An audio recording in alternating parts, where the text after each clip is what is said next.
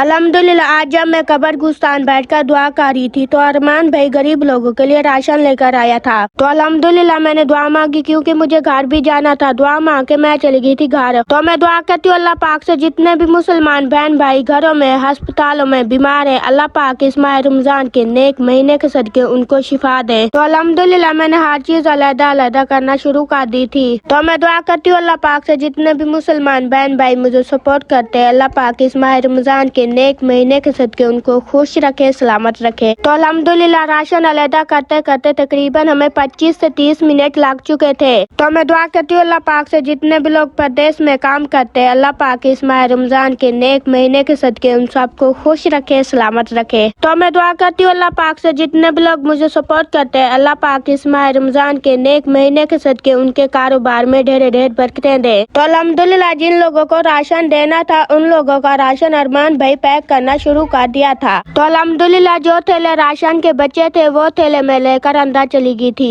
تو میں دعا کرتی ہوں اللہ پاک سے جتنے بھی لوگ مجھے سپورٹ کرتے ہیں، اللہ پاک اس ماہ رمضان کے نیک مہینے کے صدقے ان کے ماں باپ کو مکہ اور مدینہ پاک کی زیارت کروائے۔